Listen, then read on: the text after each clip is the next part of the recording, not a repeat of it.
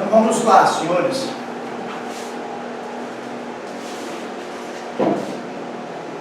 O Evangelho segundo Lucas.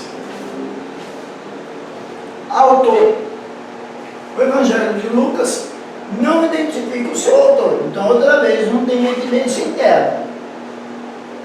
Com base em Lucas capítulo 1, versículos 1 ao 4 e Atos capítulo 1, versículo 1 e 3, é evidente que o mesmo autor escreveu ambos, Lucas e Atos, dirigindo-se os dois ao excelentíssimo Teófilo, possivelmente um dignatário romano. Então vamos lá, vamos conferir. Um leia Lucas 1, do 1 ao 4 e outro leia Atos 1, do 1 ao 3. Por favor. Lucas 1 ao 4. Tendo, pois, muitos empreendido, pôr em ordem a narração dos fatos que entre nós se cumpriram, segundo nos transmitiram os mesmos que os presenciaram desde o princípio e foram ministros da palavra. Pareceu-me também a mim conveniente descrever-vos a ti, ó excelentíssimo Teófilo, por sua ordem, havendo-me já informado minuciosamente de tudo desde o princípio, para que conheças a certeza das coisas de que já está informado.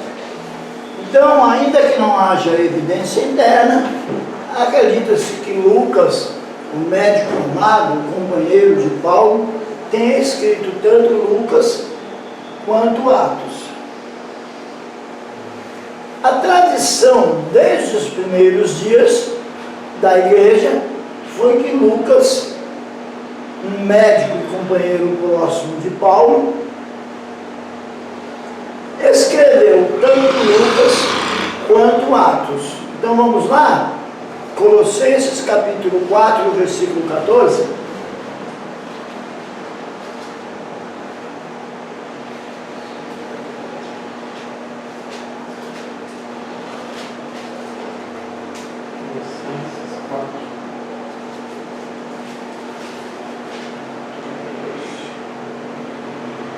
Saúda-vos, Lucas, o médico amado e Deus.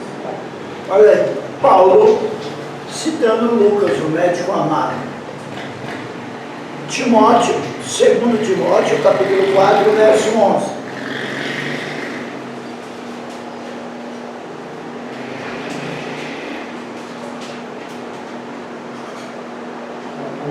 Por favor. Somente Lucas está comigo.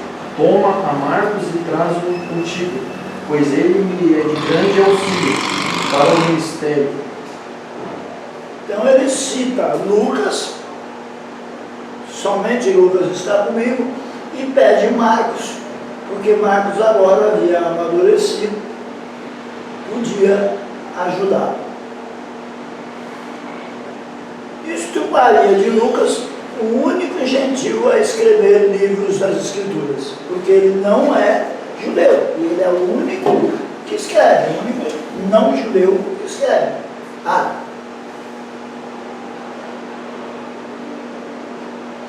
Quando foi escrito o Evangelho de Lucas? Foi provavelmente escrito entre 58 e 65. E o que eu disse sobre Marcos? 58 e 65. O que eu disse de Marcos, de haver diferença entre um historiador e outro, vale também para Lucas. Propósito. Assim como os outros dois evangelhos sinóticos, temos três, Mateus, Marcos e Lucas, sinóticos, que oferecem uma visão conjunta, como nós já vimos na aula passada, assim como os outros dois evangelhos sinóticos, Marcos e Lucas. O propósito desse livro é revelar o Senhor Jesus Cristo e tudo o que ele começou a fazer e a ensinar até o dia em que foi elevado às alturas, segundo o que diz Atos dos Apóstolos, capítulo 1, versículos 1 e 2. Pois bem, o Evangelho de Lucas é único por ser uma narrativa meticulosa, uma exposição em ordem.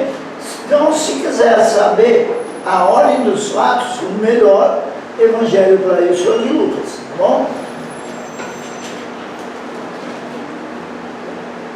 Compatível com a mente médica de Lucas, muitas vezes dando detalhes que as outras narrativas omitem.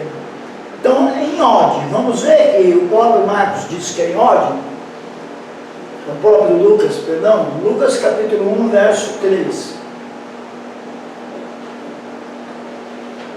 Pareceu-me também a mim conveniente escrever-vos a ti, ó excelentíssimo Teófilo, por sua ordem, havendo-me já informado minuciosamente de tudo desde o princípio. Por sua ordem. Olha lá, compatível com a mente médica de Lucas, muitas vezes dando detalhes que as outras narrativas omitem. O único que fala do suor de Jesus se transformando em sangue é Lucas. E não é simbólico, tá? Ali é literal. E é uma coisa que só um médico observaria. Eu já tive problema de hipertensão. A minha pressão arterial era controlada por remédios. E ela já subiu de um tal jeito que estourou os vasos sanguíneos do olho. E aí o olho fica vermelho. Fica vermelho porque estourou os vasinhos. Né? No caso de Jesus, Lucas ele quer mostrar a humanidade de Cristo. E para isso, ele é o único que cita a pressão arterial de Jesus subindo de um tal jeito, diante do quadro que se formou na vida dele, que mistura o suor e o sangue.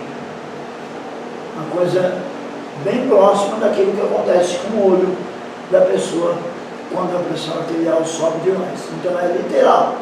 O suor se misturou com o sangue literalmente, e Lucas é o único que atenta para isso. Lucas também é o evangelho das mulheres, é o evangelho da alegria, que somente Lucas registra os dois cânticos, não é isso?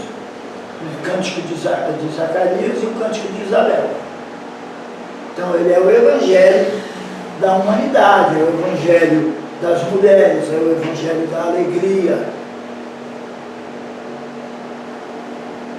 A história de Lucas, da vida, a história de Lucas, da vida do grande médico, enfatiza o seu ministério e compaixão aos gentios samaritanos.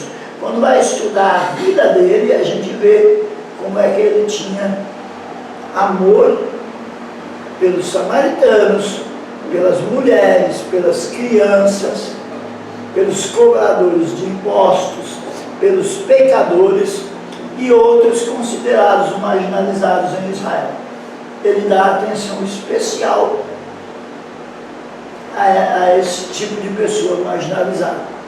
Os samaritanos eram marginalizados, as mulheres também eram. Não é como hoje, que graças a Deus as mulheres estão sendo mais valorizadas. As crianças também eram cobradores de imposto, então, pecadores e outros considerados marginalizados em Israel. Ele dá atenção a eles. Versículos chaves. Lucas 4, 18, 19 e 20. 18, 19 e 21. O Espírito do Senhor está sobre mim, pelo que me ungiu para evangelizar os pobres e enviou-me para proclamar a libertação aos cativos e restauração da vida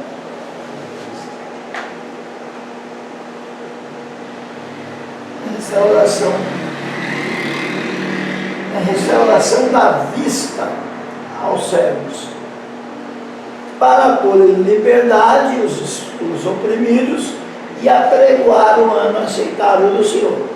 Então passou Jesus a dizer-lhes: hoje se cumpriu a escritura que acabais de ouvir.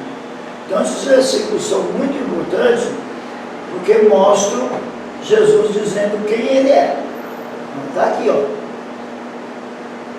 Está se cumprindo hoje, sou eu.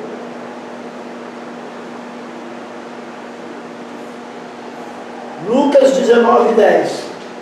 Porque o Filho do Homem, está vendo? A humanidade, o Filho do Homem veio buscar e salvar o que se havia perdido. Mostrou o que ele veio fazer.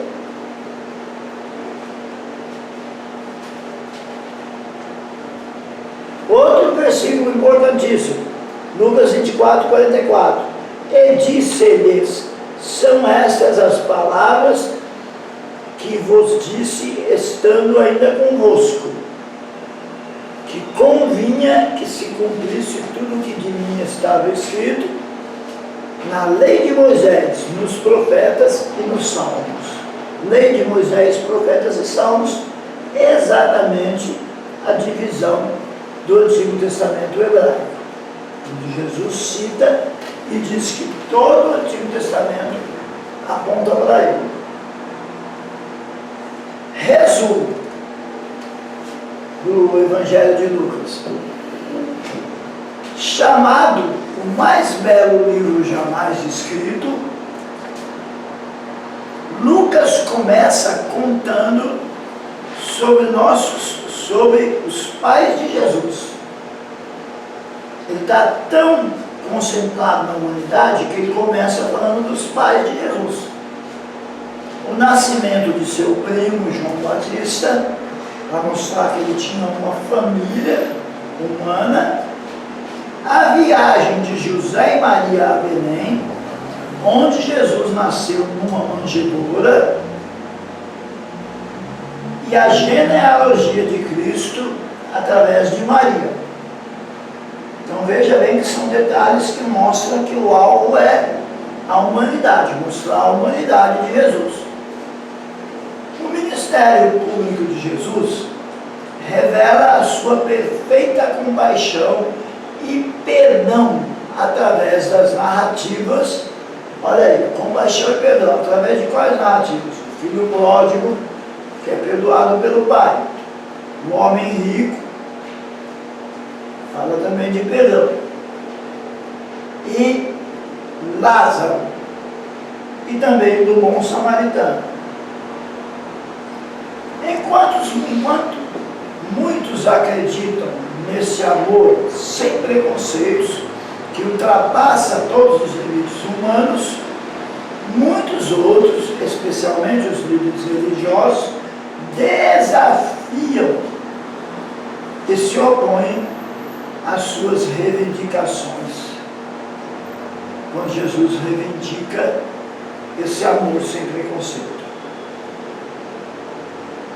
Os seguidores de Cristo são incentivados a contar o custo do discipulado, enquanto seus inimigos buscam a sua morte na cruz. Contem, mostrem o preço que vocês estão pagando pelo discipulado, enquanto os inimigos buscam a morte de Jesus na cruz. Por fim, Jesus é traído, julgado, condenado e crucificado.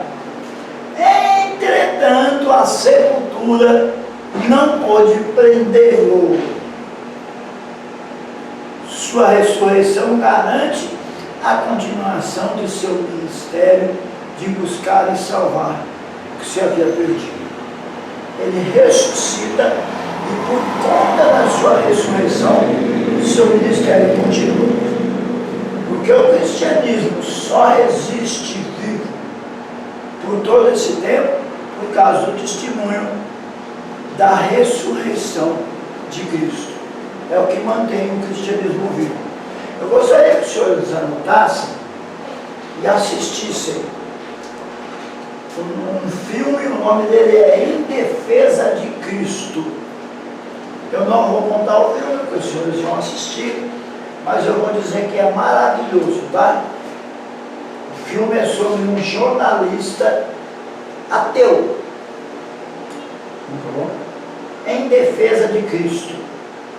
Ele é... Você encontra de graça, eu assisti de graça, só digitei lá, Em Defesa de Cristo, já apareceu esse filme excelente, tá? Vocês não só assistirão um bom filme, como aprenderão algumas coisas sobre a ressurreição de Cristo. Vale a pena assistir, tá?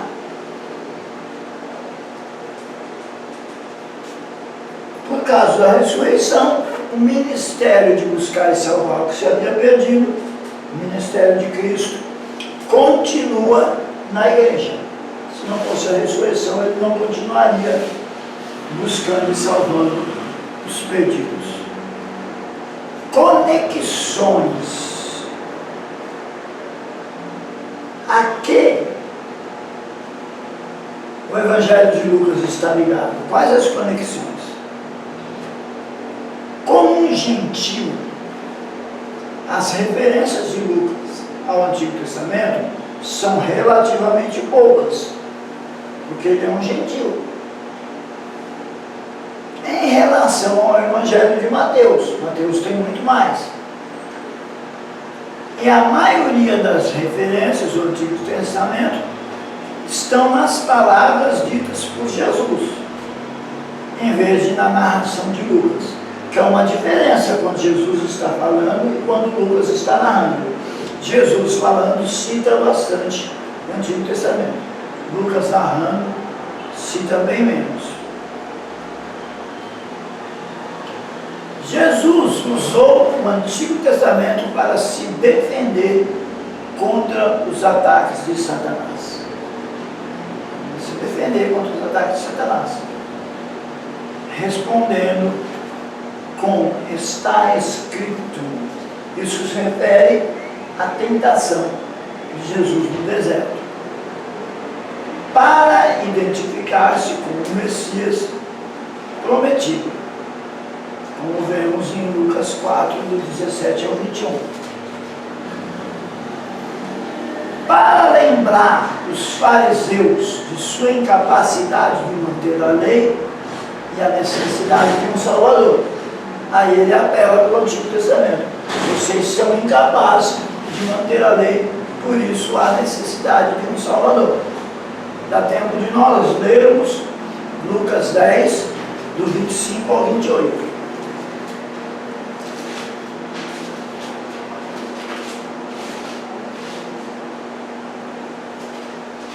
Lucas 10, do 25 ao 28, por favor. E eis que se levantou um certo doutor da lei, tentando-o e dizendo: Mestre, que farei para herdar a vida eterna? E ele lhe disse: que está escrito na lei? Como lês? Respondeu ele.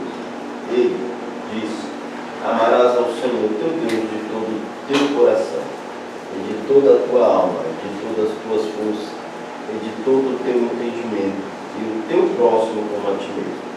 E disse-lhe: Respondeste bem, faze isto e viverás. Ou seja, ele usa o Antigo Testamento, mas aí não é narrativa, aí é o próprio Jesus usando. E ele também usa o Antigo Testamento para confundir o conhecimento dos seus opositores quando tentaram enganá-lo e prová-lo. A gente vê isso em Lucas capítulo 20. Então olha lá, em resumo, Lucas, o Filho do Homem buscando os perdidos. Um resumo de Lucas. Lucas 1, do versículo 1 até o capítulo 2, versículo 52, é a vinda do Filho do Homem. Não a segunda vinda, tá? O nascimento, o primeiro ministério dele na terra. Lucas 1, 1, do 2 ao 52. O preparo do Filho do Homem. Lucas 3, capítulo 1 a 4, 13. Mostra o preparo. O ministério do Filho do Homem. Lucas 4, do 14, Lucas 4, 14 a 19, 27. E por último, o triunfo do Filho do Homem. Lucas 19, 28 até 24, 53. Pois bem, senhores, hoje estudamos o Evangelho de Marcos e Lucas. Semana que vem encerraremos a matéria com o Evangelho segundo João. Por favor, não faltem. É um Evangelho importantíssimo de nós estudarmos, e durante a semana os irmãos receberão no grupo a avaliação. Tudo bem? Quem orou para começar foi o Paulo, não foi? Vamos pedir para o Kleber orar para encerrar, por favor. Soberano Deus e glorioso Pai, Pai bendito, Deus todo-poderoso, Pai santo, Deus fiel, Deus amantíssimo, Pai do Deus justo, Pai de Deus, Deus nos ajuda. Jesus amado, Senhor, desta noite, abençoa a vida do professor, Deus amado, que ele disponibilizou e foi a sua ferramenta, Deus amado, conforme nos ajuda, Senhor. Deus nos leva assim, paz e segurança para o conforto do nosso lar. Nós te agradecemos em nome do Pai, do Filho e do Espírito Santo. Amém. Amém. Só fechar, né? Só fechar. Senhores,